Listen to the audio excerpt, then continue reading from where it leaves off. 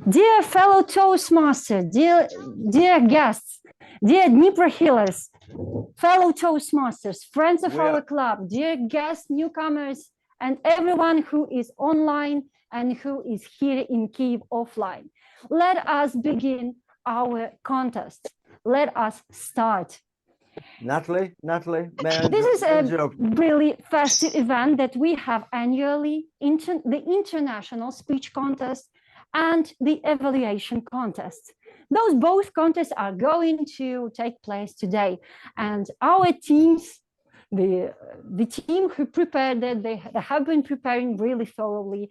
And our members have been also preparing really thoroughly to show up and to show the best level of performances here. And before we start our contests themselves, I would like to address a few questions to our team's preparation team and to those who make this event happen.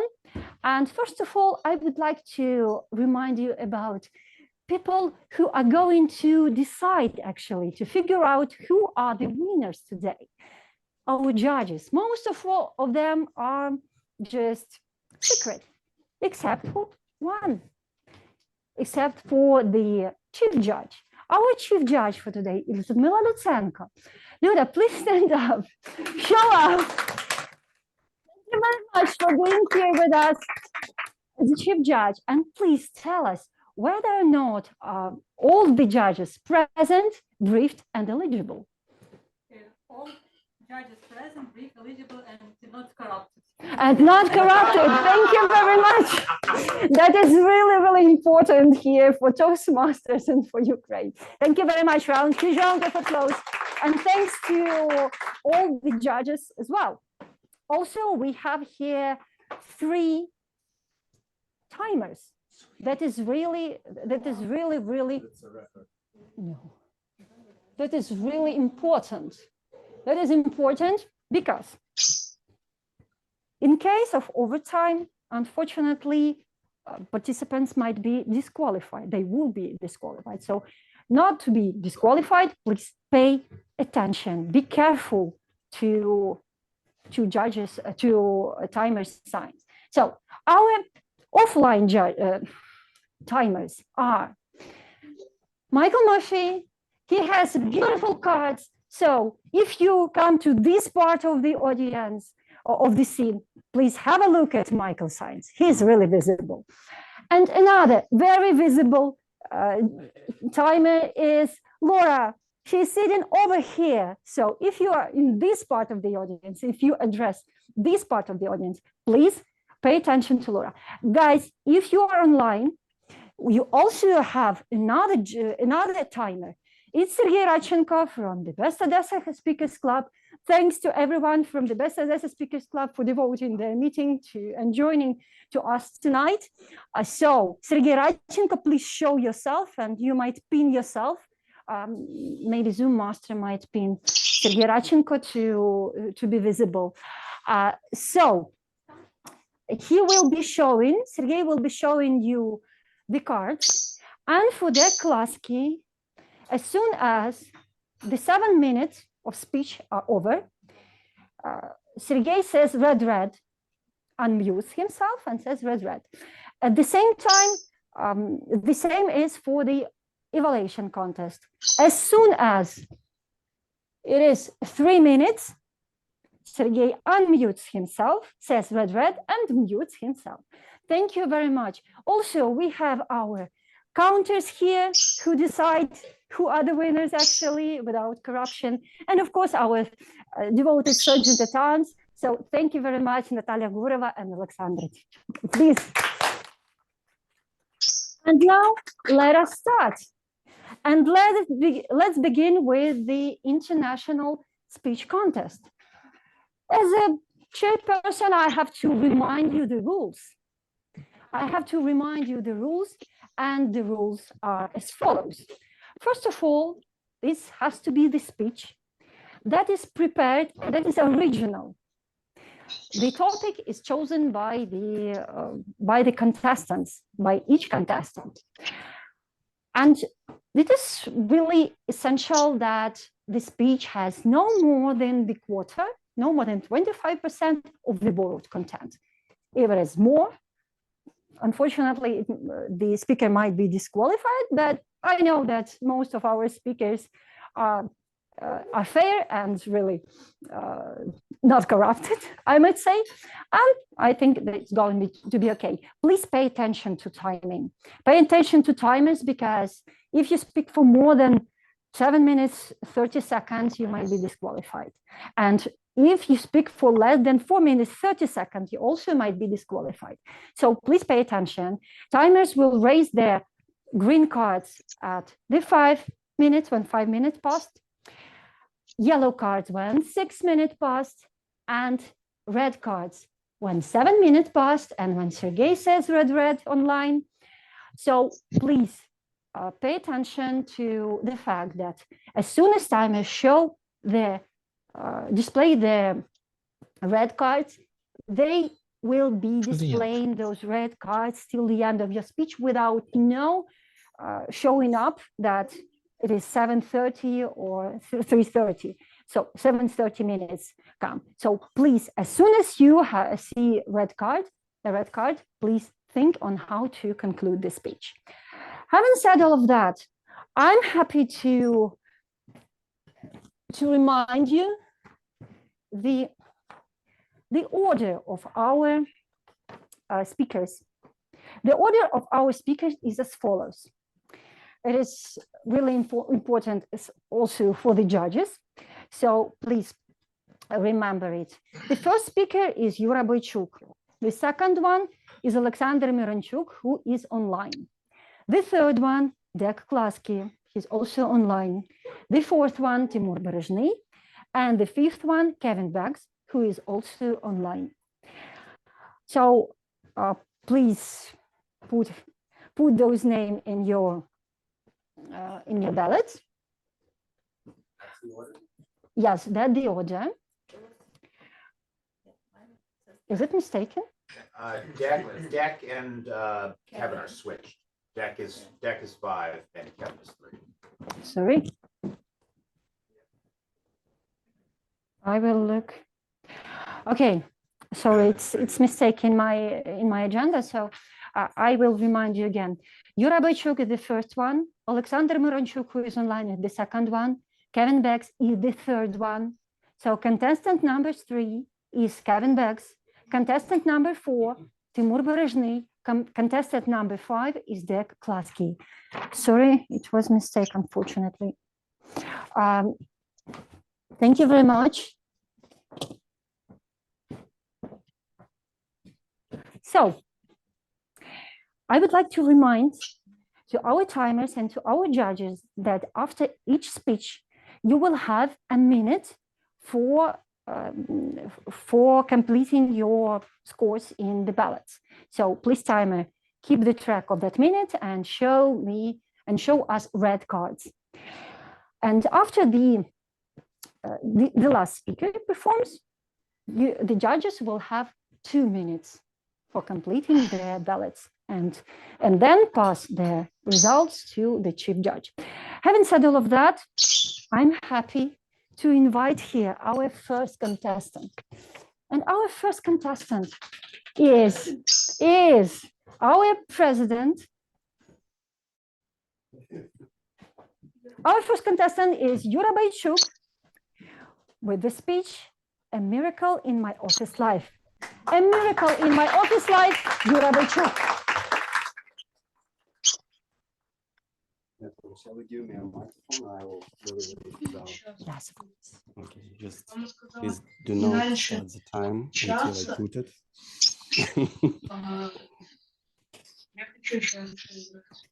Ничего, потерпишь 15 минут. Раз мама сказала, что не раньше часа. Иди посиди, вот просто посиди, попробуй побыть 15 минут вот в тишине.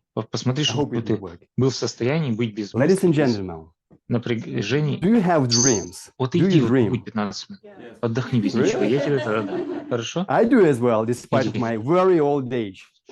But I remember a bright and vivid dream, a very big dream 20 years ago. since I wanted to become a bank employee, to become an office clerk, to wear a suit, to wear a light skirt. And my dream came true. I became a translator in the internal audit department of the International Bank with the headquarters in Germany. By the way, it still functions in Ukraine. And that's how my career started. But I didn't dream of having an amiable, friendly, courteous, affable boss. Instead, we've got harsh, tough, overconfident audit coordinator. Luckily, she wasn't my direct boss, since we had the head of the internal audit department, who was my direct superior, and this audit coordinator was on the top of our corporate structure. She supervised the audit function in the network of the banks, which had branches in approximately 20 countries. And we were lucky, since she came to Ukraine on the quarterly basis to discuss the audit reports with the management. And she was supposed to be on our side, to support audit function, to support auditors. We anticipated her first visit with the fear, but then after her first, second, third visit, we get used to her harsh style. We just get accustomed to her behavior. So we were waiting for her fourth visit. And we were a little bit relaxed. How naive we were, guys.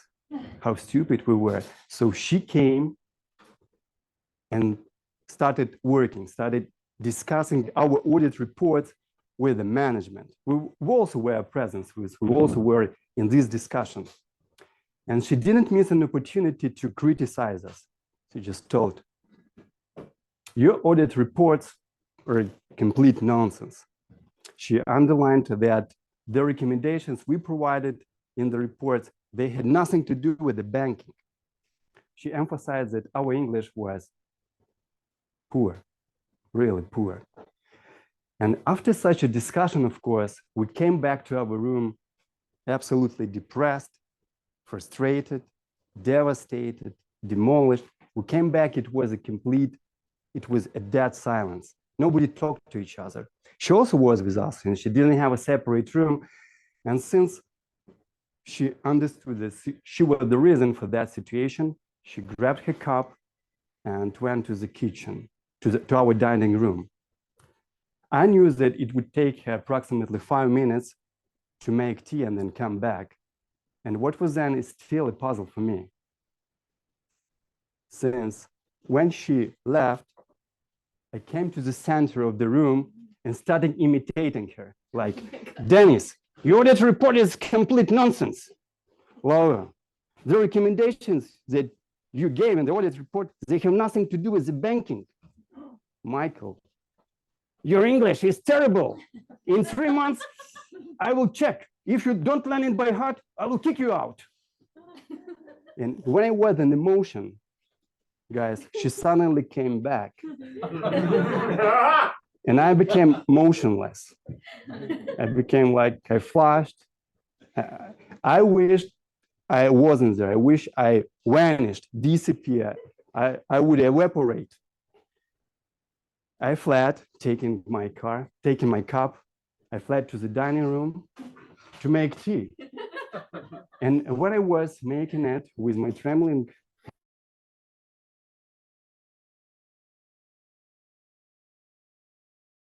congratulating me, with your resignation, make sure you write your farewell letter today.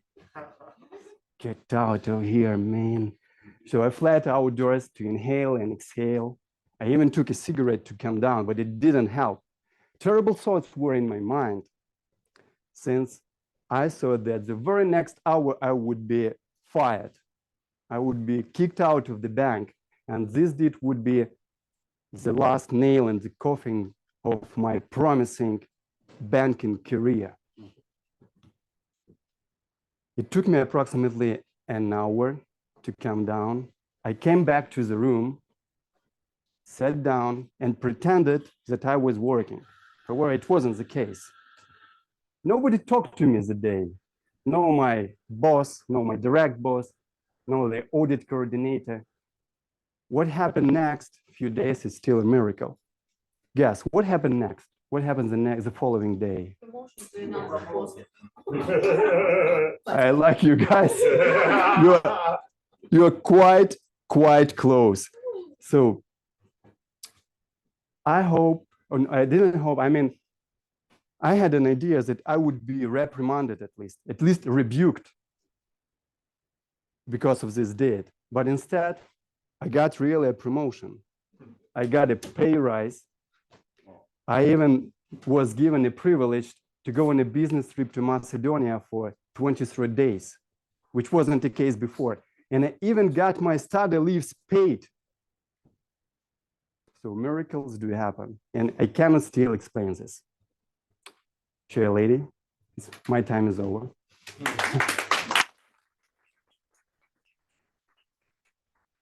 Yeah. Yes. The microphone is back. I'm also back to announce the minute of silence for the judges, those who are offline and online. Please, dear timers, show me when the minute is over.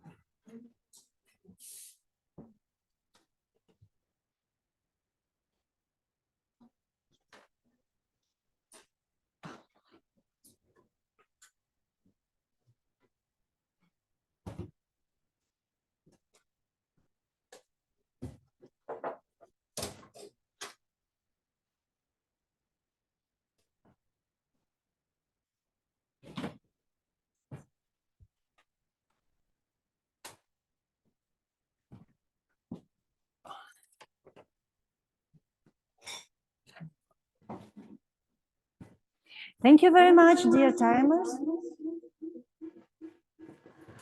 Okay. And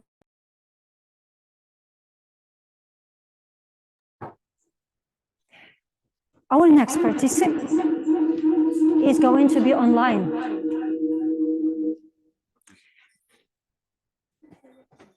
Our next participant is going to be online, and it is Oleksandr Myronchuk with the speech, "Sell me this rock." Sell me this rock, Oleksandr Myronchuk.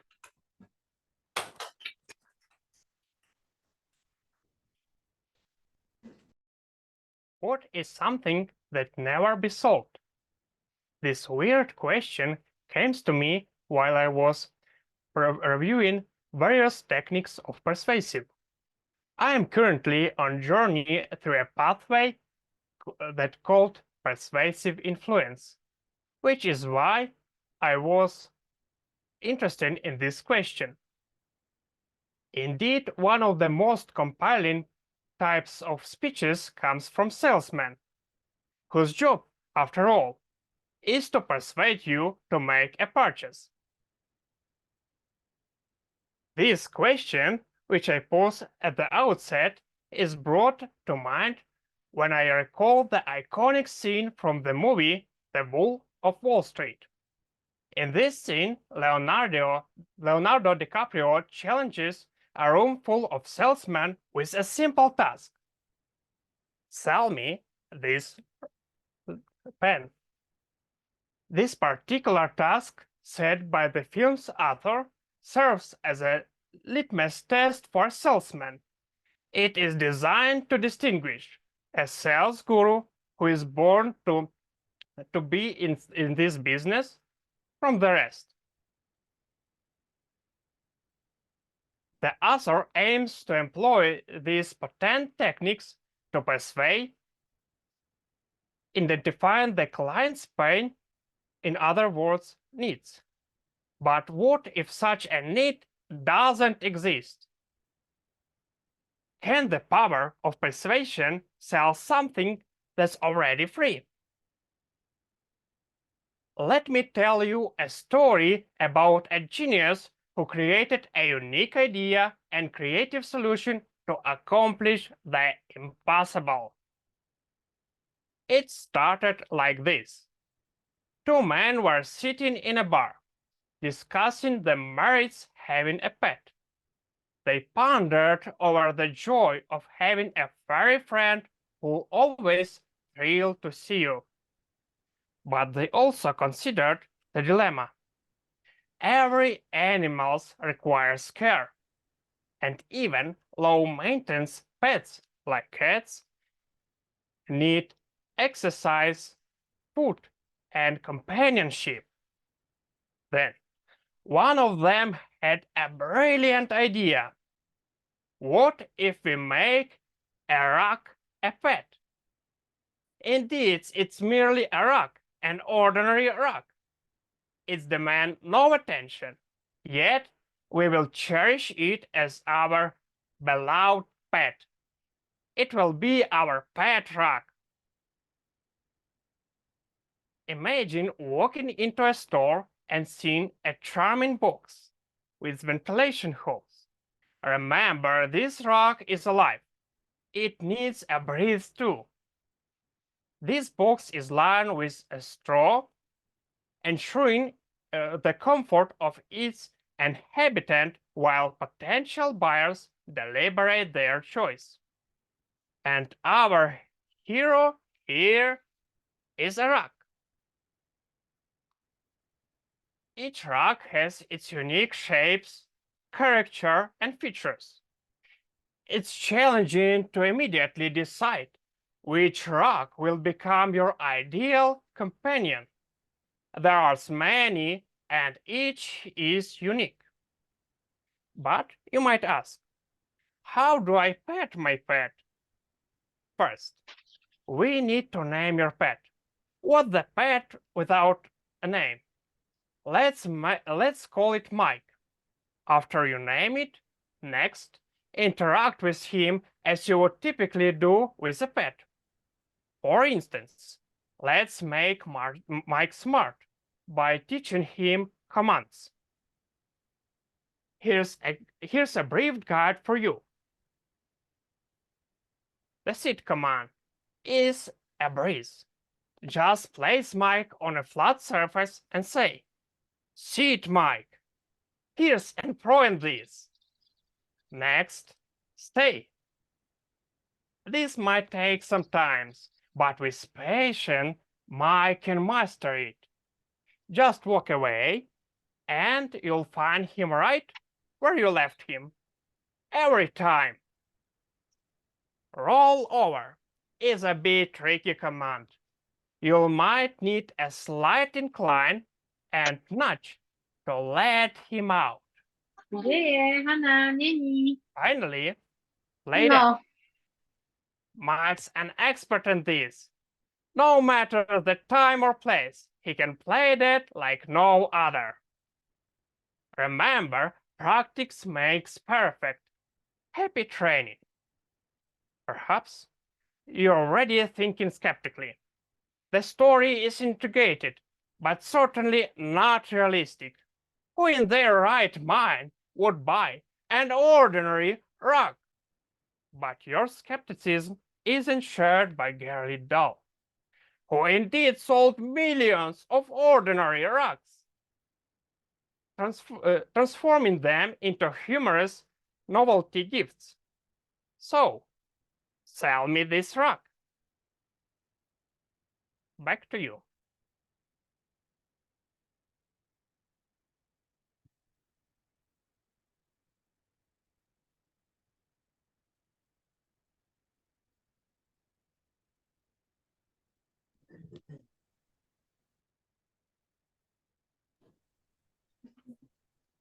Please, Natalie, unmute yourself so we can hear you. Thank you.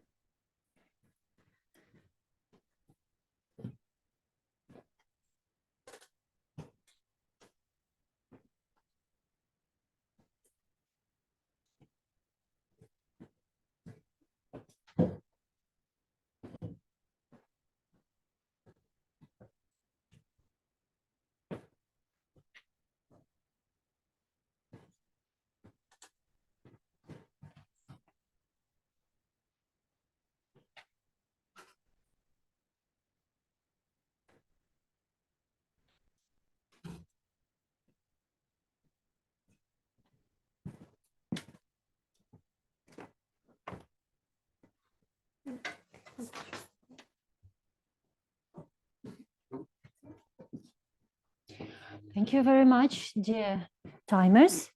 And now is the time for our third participant who's also joining from online.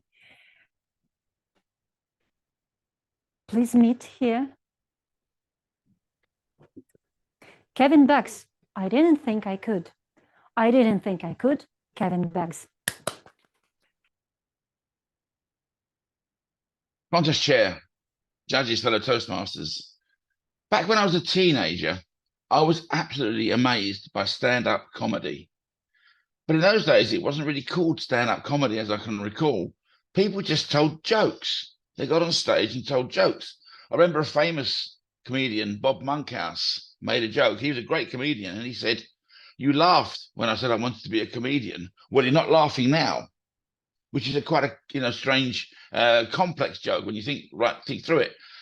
But then it started to change. By the time I was about 18 or 20, there was nobody telling jokes. It was all about different style of humor, which I couldn't do. So I pushed that dream to one side. I started working in IT. Within a couple of years, I met a guy called Tony. He came into our business and he was self-employed, earning quite a lot of money, but he was doing what he wanted to do. And another dream came to life. I wanted to be self-employed.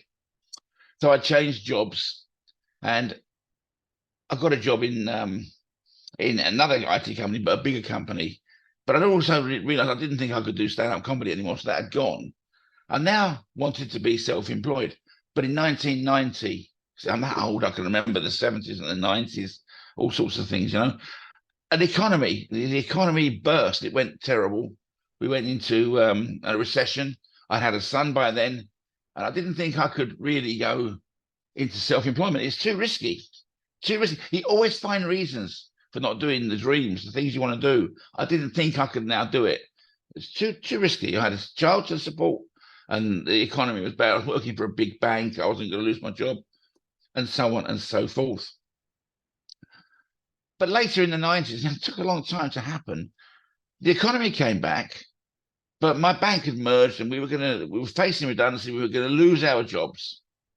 And my friend Tim said, "I'm going to go self-employed." And I thought, well, if he can do it, why can't I? Let's go back to my dream. I didn't think I could, but I resigned and I got a job as a self-employed person working for a big supermarket called Tesco's. But 3 months later, because I was self-employed, I was disposable and our contracts were finished. So didn't think I could, but I did, because I managed to keep working, got other contracts and changed careers as well, and stayed self-employed for nearly all that time, apart from a few months where I got employed again to learn to be a recruiter. I didn't think I could be self-employed, but I've been doing it since 1999. I'm still self-employed.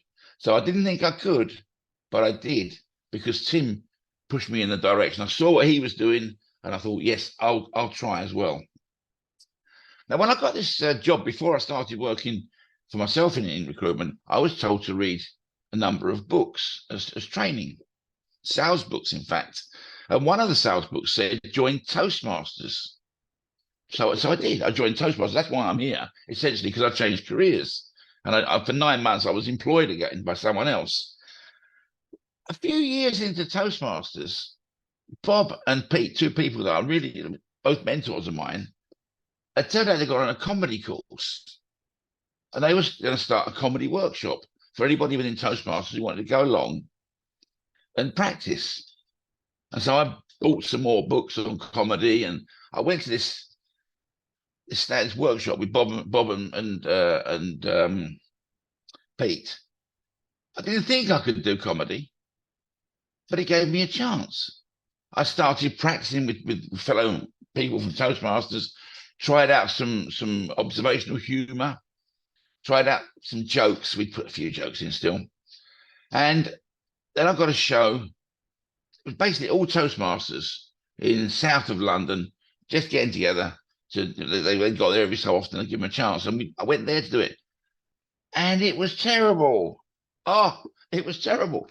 I forgot what I had to say. I forgot the lines. I forgot the jokes. Oh, dear. Luckily, Bob and Pete weren't watching, so they didn't know. But my best friend was there, and he still supported me. And so I kept on. And I managed to do that for about 3 years before I decided it's time to change and to try something new, and maybe, in other speaking areas. So I managed. I didn't think I could be self-employed, but I did. I didn't think I could do stand-up comedy, but I did.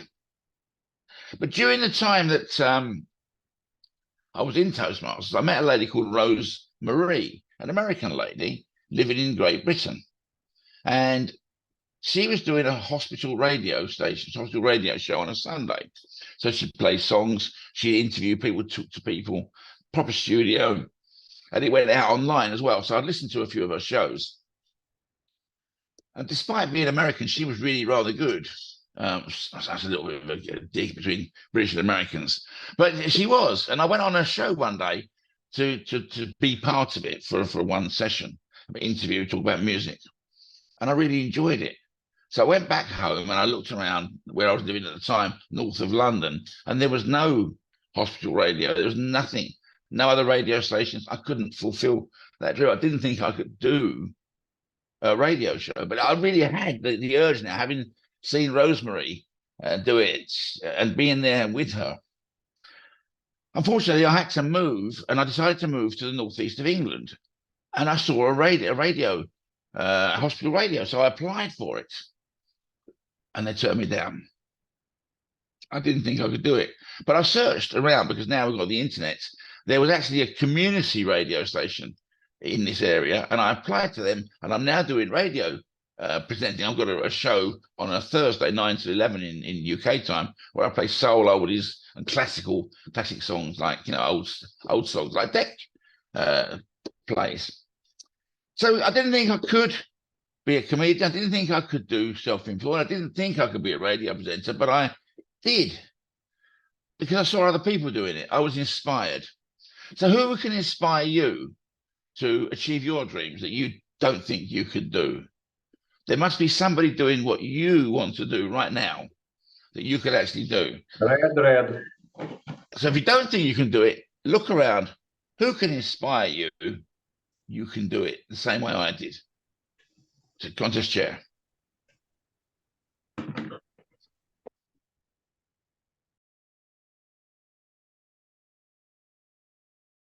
The judges to make their score.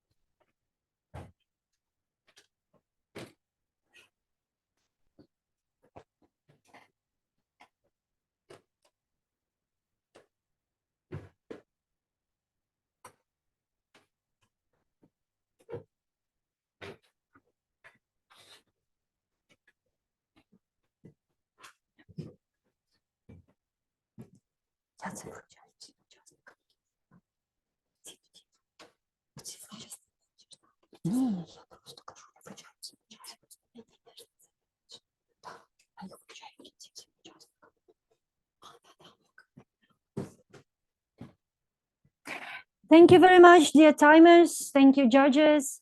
And now it's time for the fourth participant, who is now here in Kyiv, Tymur Berezhnyi. Is this what you really want? Is this what you really want? Tymur Berezhnyi.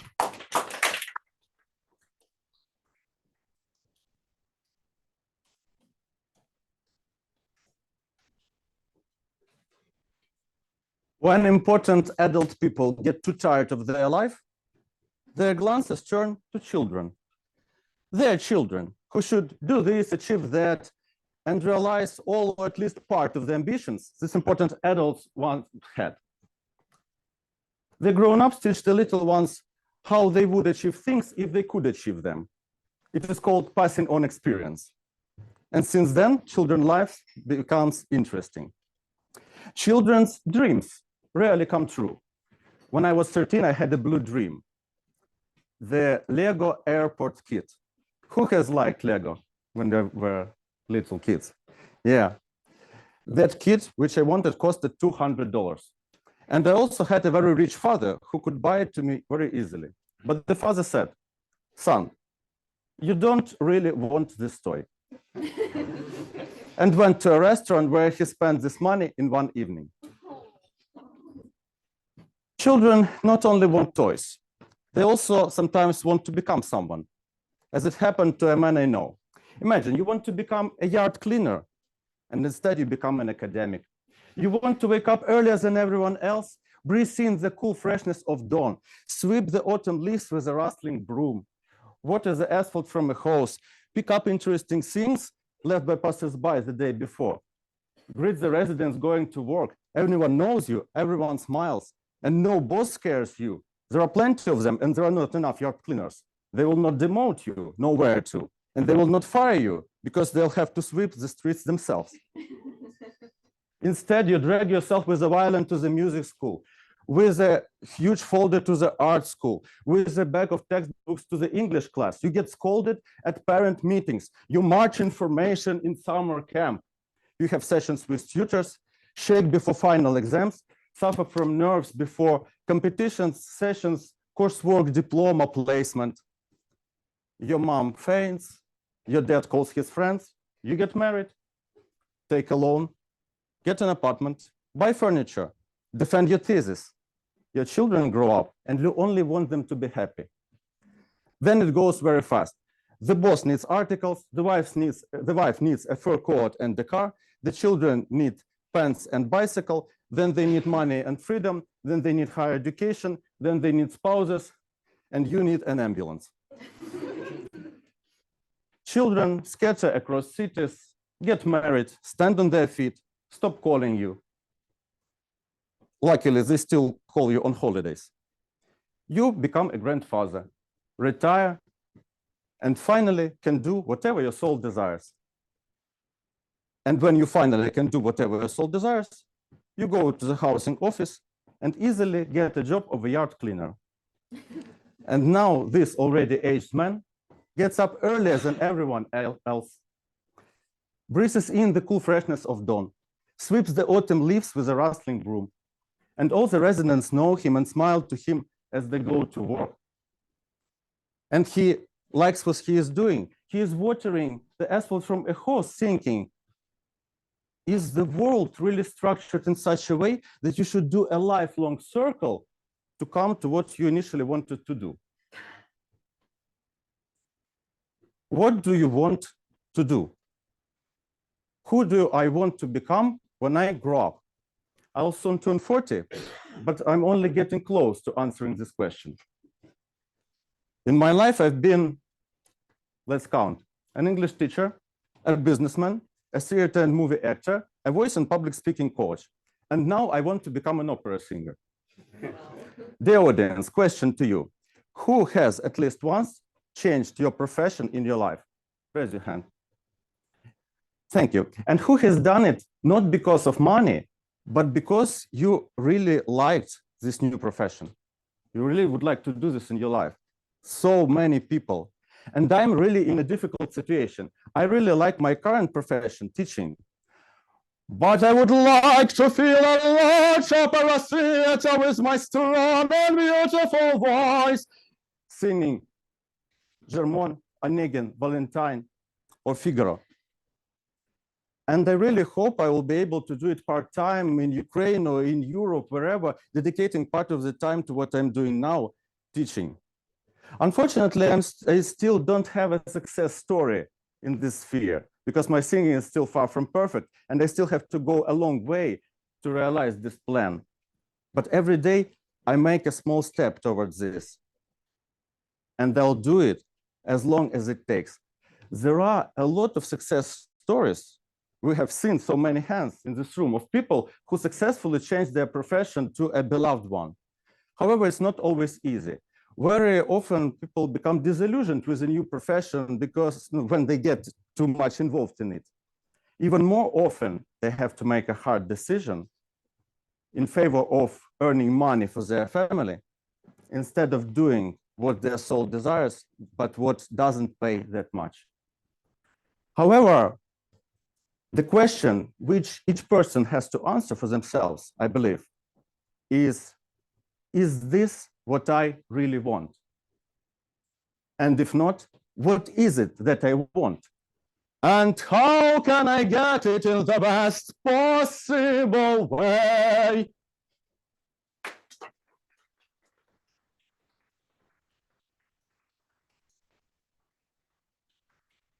A minute of silence for our judges.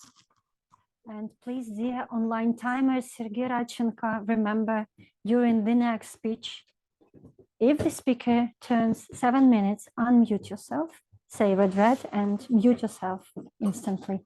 Thank you.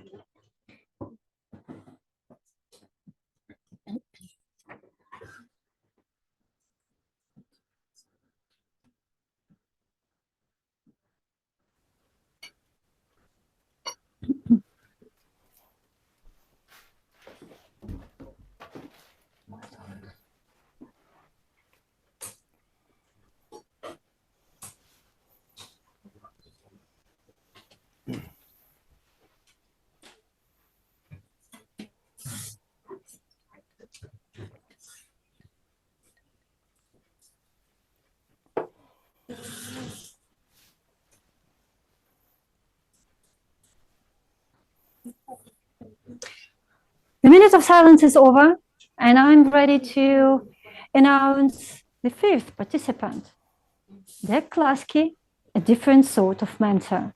A different sort of mentor, Dek Cluskey.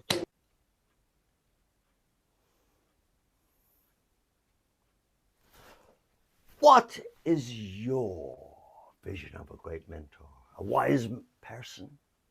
A knowledgeable person? A kind person? I'll tell you what my version of a great mentor is. Let me show you. Madam Contest Chair, fellow Toastmasters, and very welcome guests. I was #1 of the charts all over the world. I'm not saying this to boast at all, at all. It's just fact. I was successful. To celebrate this success, I was going down to the car showman to pick up my brand new, gleaming, glowing, gorgeous Bentley. A Bentley! Have you ever thought, I deserve this? I've worked hard. Too hard, maybe. Yep, the fruits of success. Let me tell you about the fruits of success in the 60s. Working all over the world, night after night, concert after concert, little sleep, terrible hotels, freezing cold in the 60s, damp beds. Oh, we had an itinerary that gave us hour by hour, not day by day, hour by hour. And yes, the panic attacks at night. Then the panic attacks during the day. As the great Richard Ashcroft song says, the drugs don't work. They just make you worse. Thank goodness I didn't turn to alcohol. I gave the salesman a check. Remember checks? Anybody remember checks? I had all the extra goodies for the 60s. I had the heated seats, I had the electric windows, I had a car phone in the front and a car phone in the back. So, when I was going along and the driver would answer the phone, he'd say, "Oh, terribly sorry, Mr. Spielberg, but Mr. Cluskey is on the other line in the back of the car."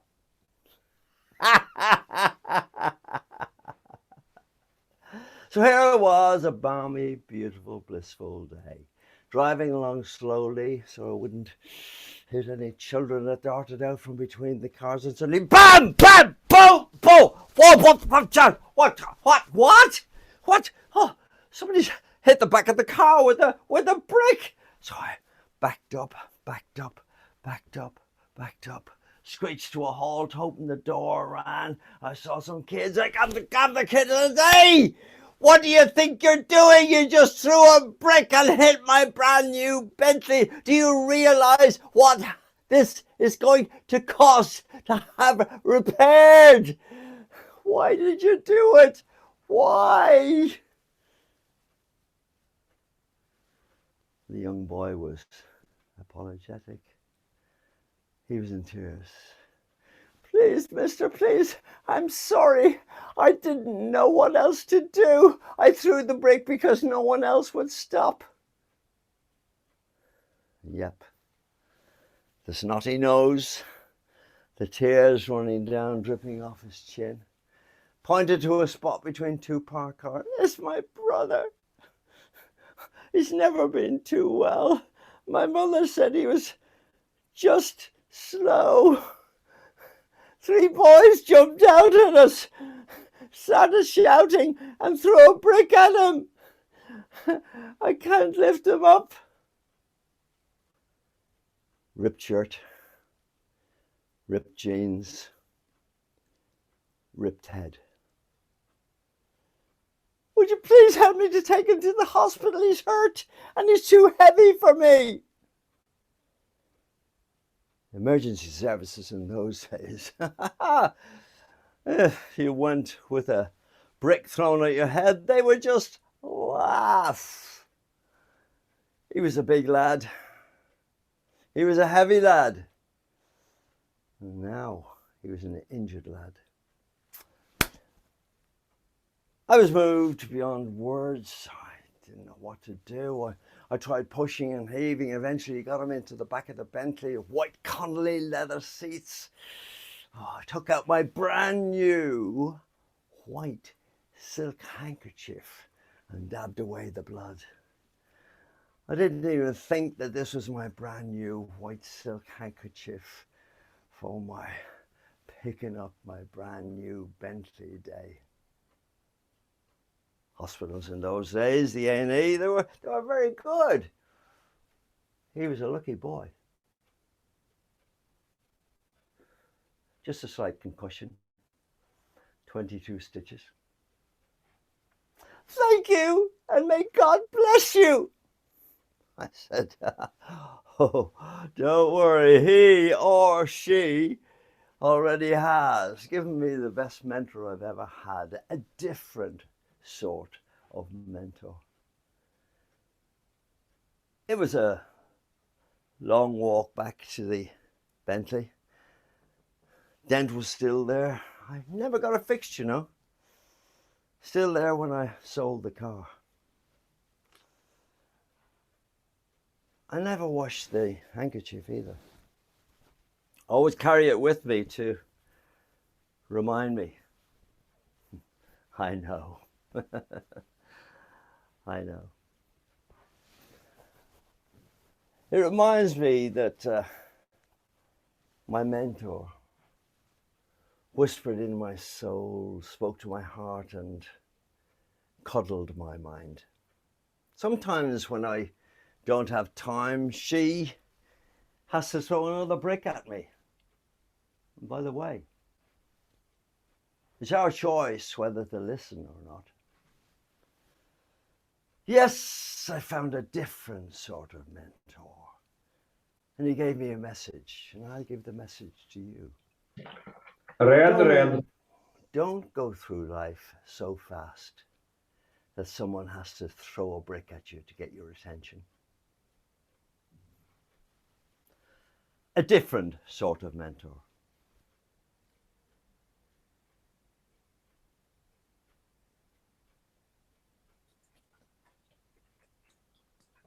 Jack, thank you very much. And now we are having 2 minutes of silence because that was the 5th participant and we had then 5. So 2 minutes of silence for the judges. Please make your choice, 1st, 2nd, and 3rd place, and pass your ballots to the chief judge.